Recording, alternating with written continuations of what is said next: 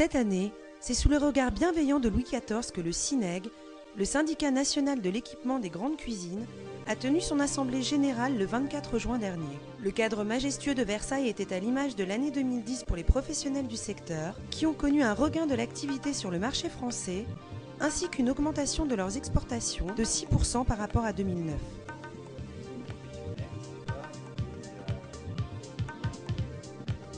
Le SINEG a accueilli au premier semestre 2011 son 49e adhérent. Il représente désormais 80% de la profession et pèse près de 500 millions d'euros de chiffre d'affaires. Lors de cette journée riche en débats et en échanges, le président Thierry Brenner a souhaité souligner la vitalité retrouvée du secteur. La reprise est là en termes de relatif, c'est-à-dire que l'augmentation, particulièrement d'ailleurs à l'export, est là. En France, le diagramme est assez plat, mais on peut dire que certains effets de baisse de stock chez certains, de revitalisation de certains marchés, d'obligations d'État ou de normes européennes font qu'un certain nombre de fabricants de notre syndicat ont effectivement vu une reprise de leurs affaires.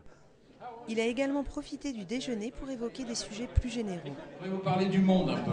Alors vous avez l'habitude, mais je voudrais vous parler de la place de la jeunesse dans le monde.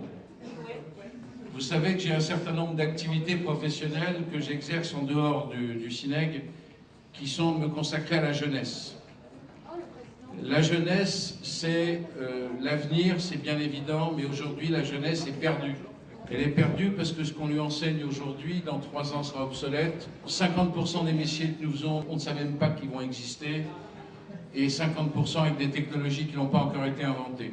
Travailler dans ce monde est vraiment compliqué. Et c'est votre devoir à vous tous d'aider les jeunes à se former, d'aider les jeunes à participer au monde de demain et surtout à l'anticiper.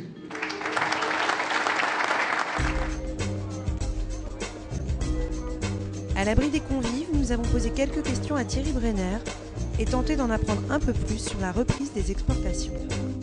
Écoutez, je crois qu'il y a quelque chose qui est indissociable de nos matériels, c'est ce qu'on appelle la culture française. C'est-à-dire que la marque France veut encore dire quelque chose. Et ça veut dire que le savoir-faire français, qui n'est pas obligatoirement accompagné du faire-savoir, mais simplement du savoir-faire, veut encore dire quelque chose. Peut-être qu'il faut que nous apprenions à mieux faire savoir, parce que le savoir-faire, nous l'avons. Et je crois que nous accompagnons dans le monde entier d'abord les chefs français et ensuite un certain nombre de partenariats parce que notre matériel est français ou européen.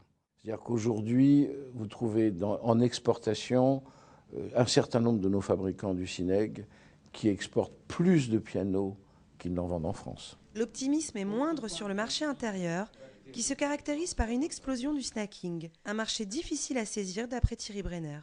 Je pense qu'il leur échappe beaucoup. Il leur échappe beaucoup, sauf les vitrines réfrigérées, un certain nombre de choses comme ça. Mais c'est vrai que pour faire de la restauration rapide, il n'y a pas besoin des mêmes équipements. Le temps des grandes cuisines centrales, il y en a quand même moins qui se construisent. Donc, la réponse est, est-ce que les fabricants français et européens savent s'adapter au nouveau marché? La réponse est oui en partie, non en partie. Les problématiques environnementales sont aussi au cœur des discussions depuis quelques années. On a été particulièrement anticipateur sur la D3E, donc je nous félicite collectivement d'avoir monté cette opération parce que là, on a vraiment anticipé à l'intérêt de tout le monde.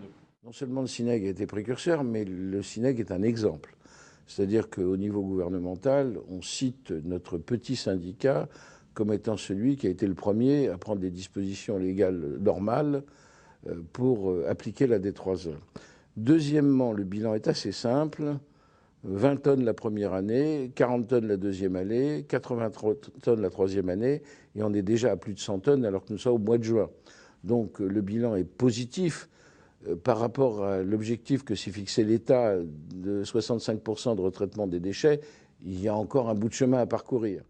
Le SINEG est sur le bon chemin, mais où en est-il dans l'élaboration des fiches environnementales? Les fiches environnementales sont prêtes. Il y en a certaines qui sont sorties, cuisson, le froid.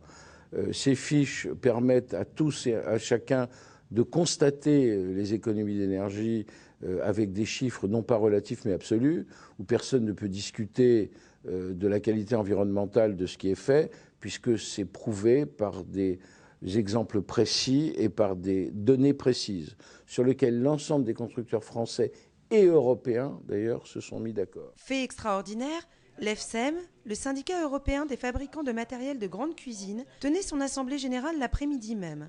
Son président suédois, Torbjörn Peltonen, a pu y exposer les futures orientations du syndicat. Mais à ce propos, comment le SINEG travaille-t-il avec l'EFSEM ? Comment travaille-t-on ensemble? Et justement, en travaillant sur tout le côté technique de notre métier, qui est quand même le rôle principal du syndicat. C'est que techniquement, nous avançons tous les jours et que techniquement, nous puissions proposer des solutions européennes aux réviseurs européens et aux bureaux d'études européens, de façon à ce que ce soient les normes de l'EFSEM qui soient reconnues comme les normes de la profession. Pour clôturer la journée, les membres du SINEG et ceux de l'EFSEM dînent dans l'ancien hôtel particulier de Colbert. La célébration de la reprise des ventes 2010 se poursuit dans le parc du Château, en espérant évidemment que l'année prochaine soit au moins aussi bonne. L'année dernière, nous étions à Vaux-le-Vicomte. Cette année, nous sommes à Versailles. Je me demande bien où nous serons l'année prochaine, parce que faire mieux que Versailles, ça va être compliqué.